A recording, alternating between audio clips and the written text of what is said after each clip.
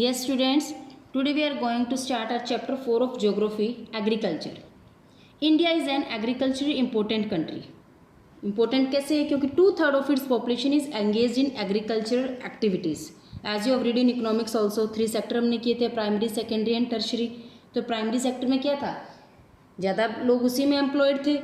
तो agriculture is a primary activity which produces most of the food that we consume. और यहीं से ज़्यादा जितना हम जो फूड ग्रेन जो भी हम यूज़ करते हैं वो कहाँ से प्रोड्यूस होता है? वो एग्रीकल्चर सेक्टर से आता है. और इसके साथ साथ it also produces raw material for various industries. और ये इंडस्ट्रीज़ के लिए रॉ मटेरियल भी प्रोवाइड करवाता है. फॉर एग्जांपल अगर शुगर केन का लें तो शुगर केन से शुगर रेडी होती है, वो उसका रॉ मटेरियल हुआ जो एग्रीकल्चर सेक्टर से आया. कॉटन जो हम कपड़े पहनते हैं वो भी वहीं से आया, जिसका कपड़ा रेडी होता है कॉटन से. अब नेक्स्ट आता है types of farming. Agriculture is an age old economic activity in our country. ये कोई आज की एक्टिविटी तो नहीं है अभी से, ये अर्ली टाइम से, जब अर्ली मैन होते थे उसी टाइम से एग्रीकल्चर चलता आ रहा है. Over these years cultivation method have change significantly depend upon the characteristics. अब टाइम के साथ साथ जैसे जैसे टाइम चेंज होता गया, नई नई चीज़ें आती गई, मेथड भी चेंज होते गए एग्रीकल्चर के फार्मिंग करने के. तो कैसे चेंज हुए? जैसे कि टेक्नोलॉजी नई नई आई, जो पुराने मेथड थे उनकी जगह अब जो नई नई यूज़ हार्वेस्टर मशीन है या ये सारी मशीनरीज जो आई नई नई, पेस्टिसाइड्स है, ये यूज़ किए जाने लगे तो उसमें चेंज आने लगा. Socio cultural practice. अब पहले क्या करते थे लोग? जैसे भी लैंड को कल्टीवेट करना है उससे पहले क्या पूजा पाठ वगैरह करना, ये कुछ अभी भी इसको फॉलो करते हैं या पहले भी ये चीज़ें फॉलो करते आ रहे थे लोग. तो ये चीज़ें इनमें कई चीज़ों में चेंज आता गया. अब हमारा नेक्स्ट टॉपिक आता है कि फार्मिंग के टाइप्स कौन कौन से हैं. First, primitive subsistence farming. Second, intensive subsistence farming. And third is the commercial farming. Let's start with the first, primitive subsistence farming. Primitive का मतलब यानी कि पुराने टाइप का, जो पुराने ढंग से जो लैंड को कल्टीवेट किया जाता था, फार्मिंग की जाती थी. This type of farming is still practice in few pockets of India. और आज के टाइम में बहुत कम जगह या बहुत रेयर है, ये पहले जो यूज़ होते थे. Primitive subsistence agriculture is practice on small patches of land with the help of primitive tools. जो पुराने उस टाइम में जो प्रिमिटिव टूल्स होते थे, हाथ से जो यूज़ किए जाते थे, हो, डाउ एंड डिगिंग स्टिक्स, ये यूज़ करते थे. और इसको करने के लिए फैमिली की हेल्प ली जाती थी, क्योंकि ये सेल्फ कंजप्शन के लिए फार्मिंग की जाती थी, अपने लिवलीहुड के लिए. This type of farming depends upon monsoon, natural fertility of the soil. और ये डिपेंड भी किस पे था? नेचर पे डिपेंड करता था. कोई दूसरे इरिगेशन का कोई इनके पास कैनाल्स या ऐसी कोई फैसिलिटी नहीं थी, तो ये मॉनसून पे डिपेंड होते थे. It is a slash and burn agriculture. इसको स्लैश एंड बर्न एग्रीकल्चर भी कहते हैं. किस लिए? क्योंकि फार्मर क्या करते हैं, पहले एक पैच ऑफ लैंड को क्लियर करते हैं, फिर उसको क्या करते हैं, बर्न किया जाता है. फिर उसकी जो ऐश होती है जो राख, उसमें सीड्स सो करते हैं. फिर उस ग्राउंड पर कुछ 1-2 साल तक जब भी उनको क्रॉप्स को ग्रो करते हैं, फिर वो क्या करते हैं, जब उसकी फर्टिलिटी ख़त्म होती है तो फिर वो दूसरे लैंड पे शिफ्ट हो जाते हैं. फिर दूसरा पैच लेते हैं, फिर वहाँ कई सालों तक वो उसको कल्टीवेट करते हैं लैंड को. फिर ऐसे करते करते जैसे वो लैंड चेंज करते हैं, जो पहले वाला था तो उसकी फर्टिलिटी फिर से जो उसकी फर्टिलिटी बढ़ जाती है तो फिर वापस वहीं से स्टार्ट कर देते हैं. तो दिस टाइप ऑफ, उसको शिफ्टिंग फार्मिंग भी कहते हैं. This type of shifting allows nature to replenish the fertility of the soil through natural processes. And productivity in this type of agriculture is low as the farmer does not use fertilizers or other modern inputs. क्योंकि modern inputs या fertilizer का use नहीं करते हैं तो इसमें से उनको क्या प्रोडक्शन बहुत कम होता है. It is known by different name in different parts of the country. इसको अलग अलग नामों से अलग अलग जगह पे इनके अलग अलग नाम से जानते हैं इसको. For like it is zooming in northeastern states like Assam, Meghalaya, Mizoram and Nagaland. और ये प्लीज़ आप इसको लिसन केयरफुली, ये एक एक चीज़ आपको थोड़ा ध्यान से पढ़ना है, क्योंकि 1 मार्क क्वेश्चन में इसमें मोस्टली क्वेश्चंस आते हैं 1 मार्क्स में, कि इसके टाइप्स ऑफ, इसके अदर नेम पूछ लिए. जूमिंग है, शिफ्टिंग कल्टीवेशन है, स्लैश एंड बर्न है, और इसको अलग अलग नामों से जाना जाता है. स्टेट्स के नेम पूछ सकते हैं, जैसे कि नॉर्थ ईस्टर्न स्टेट में इसको जूमिंग कहा जाता है, Pamao and in Manipur, Dipa in Bastar district of Chhattisgarh and Andaman and Nicobar Island. अब jhuming, the slash and burn agriculture is known as milpa in Mexico and Central America, conuco in Venezuela and roca in Brazil. ये आप अपने book में से अपने countries में कौन सी country में किस नाम से इसको बोला जाता है, you can read. Yes, next second is the intensive subsistence farming. This type of farming is practiced in areas of high population pressure on land. अब ये वहाँ फार्मिंग की जाती है जहाँ पॉपुलेशन का प्रेशर ज़्यादा होता है, यानी कि ज़्यादा पॉपुलेशन होती है और लैंड कम होता है इनके पास.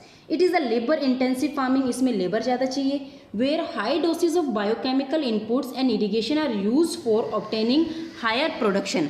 और इसको ज़्यादा प्रोडक्शन करने के लिए, इसमें ज़्यादा से ज़्यादा उसमें प्रोड्यूस हो, उसके लिए क्या करते हैं, हाई डोसेज बायोकेमिकल इनपुट्स और इरीगेशन मेथड ज़्यादा से ज़्यादा इसमें यूज़ किए जाते हैं. फॉर एग्जांपल जैसे कि नॉर्दर्न साइड का एरिया ले लो आप. अब तो the right of inheritance leading to the division of land among successive generation has rendered land holding size uneconomical. अब इसका लैंड कम क्यों होता है, क्योंकि जनरेशन टू जनरेशन जब ये पास होती जाती है लैंड, तो ये डिवीज़न जैसे होगा. जैसे मान लो अगर मान लो किसी आपके दादाजी है, मान लो उनके पास ज़मीन थी, लैंड जितना भी थी 50 थी, फिर आगे उन आपके पापा, उनके चाचा था, आपके जो भी उनमें डिवाइड हुई तो कम हुई, फिर आगे आप में डिवाइड हुई तो कम हुई. तो ऐसे क्या है, राइट ऑफ इनहेरिटेंस के अकॉर्डिंग ये डिवीज़न होता गया लैंड का. The farmers continue to take maximum output from the limited land in the absence of alternative source of livelihood. अब उनको क्या करता है, उस लिमिटेड लैंड में से ज़्यादा प्रोडक्शन उन्हें उसमें से करना होता है. There is a enormous pressure on agriculture land, इसीलिए इसको प्रेशर यानी कि उस पर ज़्यादा प्रेशर होता है, ज़्यादा पॉपुलेशन को फीड करना होता है थोड़े लैंड में से. Next third is the commercial farming. Commercial नाम से, जो कमर्शियल का मतलब क्या होता है, जो बिजनेस के लिए या ज़्यादा अर्न प्रॉफिट के लिए जो की जाता है उसको कहा जाता है कमर्शियल फार्मिंग. उसमें the main characteristics of this type of farming is the use of higher dosage of modern inputs. अब इसमें क्या करेंगे, ये मोस्टली प्रॉफिट के लिए तो ज़्यादा, जो बिजनेस पर्पस के लिए की जाती है, तो इसमें ज़्यादा से ज़्यादा प्रोडक्शन के लिए high dosage of modern inputs का यूज़ करेंगे. High yield variety seeds, chemical fertilisers, insecticides in order to obtain higher productivity. The degree of commercialization of agriculture varies from one region to another. और ये भी depend करता है area पे. एक area से अगर दूसरे रीजन में देखें, फॉर एग्जांपल अगर देखो राइस कमर्शियल क्रॉप किसकी है, जैसे कमर्शियल हरियाणा और पंजाब की कमर्शियल क्रॉप है. क्योंकि हमारे यहाँ का नॉर्दर्न अपन अगर देखें ज़्यादातर वहाँ पे वीट को यूज़ किया जाता है, वीट यूज़ करते हैं, और वहाँ का ये कमर्शियल क्रॉप हो गया राइस. और बट उड़ीसा में क्या है, उड़ीसा का वहाँ स्टेपल फूड है, उड़ीसा के लोग वही उसी को यूज़ करते हैं राइस को, तो it is a subsistence crop वहाँ के लिए. अब नेक्स्ट आता है प्लांटेशन, इसी का ही part. Plantation is also type of commercial farming. In this type of farming a single crop is grown on a large area. एक सिंगल क्रॉप को अपने यानी कि कमर्शियल के लिए या अपने बिजनेस के लिए जो एक सिंगल क्रॉप को लार्ज एरिया में ग्रो किया जाता है. तो plantation has an interface of agriculture and industry. Plantation cover large track of land using capital intensive inputs. अब लार्ज ट्रैक ऑफ लैंड, बहुत बड़े एरिया में अगर हमने उसको कल्टीवेट करना है, उसमें अगर कोई प्लांटेशन कुछ भी करना है तो उसमें क्या चाहिए, कैपिटल, ज़्यादा पैसा चाहिए होगा, ज़्यादा उसमें इनपुट करना पड़ेगा. With the help of migrant labourers, ज़्यादा से ज़्यादा लेबर चाहिए. और लेबर क्या होंगे, माइग्रेंट लेबर ज़्यादा होते हैं क्योंकि आसपास की एरिया से भी वहाँ पे लेबर आएंगे, वहाँ के कंटिन्यू उनको वहाँ पे रहना भी पड़ेगा काम करने के लिए. All the produce is use as raw material in respective industries. और इंडस्ट्रीज़ भी क्या होती है, प्लांटेशन की जो ज़्यादातर इंडस्ट्रीज़ होती है वो आसपास ही लगती है प्लांटेशन के, ताकि उनको फ्रेश जो होगा उसकी, जो जैसे मान लो टी या कॉफ़ी कुछ भी है तो उसकी फ्रेशनेस बनी रहे, वो पास में ही इंडस्ट्रीज़ लगाते हैं और उनको रॉ मटेरियल इजीली वहाँ प्रोवाइड होता है. और in India tea, coffee, rubber, sugar cane, banana etcetera are important plantation crop. Tea कहाँ की, tea in Assam and north Bengal, coffee in Karnataka are some of the important plantation crop in these states. Since the production is mainly for market, a well-developed network of transport and communication connected the plantation areas.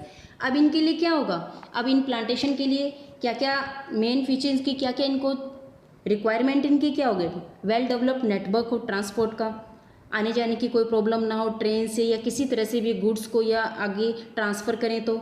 And communication connecting the plantation areas, और उन areas के साथ communication connected, जो उनका connection है वो भी अच्छा हो वहाँ से। Processing industries and market play an important role in the development of plantation, और इसमें जो मेन रोल इंपॉर्टेंट रोल किसका कौन प्ले करता है, जो इंडस्ट्रीज़, जो प्रोसेसिंग इंडस्ट्रीज, जैसे कि शुगर केन है, वहाँ शुगर अगर बन रहा है तो उसके पास जो इंडस्ट्रीज़ होगी उसी के लिए उसका फ़ायदा ज़्यादा होगा। टी प्लांटेशन है तो वहाँ पे टी के लिए इंडस्ट्रीज, जहाँ पे टी रेडी करनी है तो उसके लिए पास में इंडस्ट्रीज़ होगी तो उनको ज़्यादा फ़ायदा मिलेगा। That's it.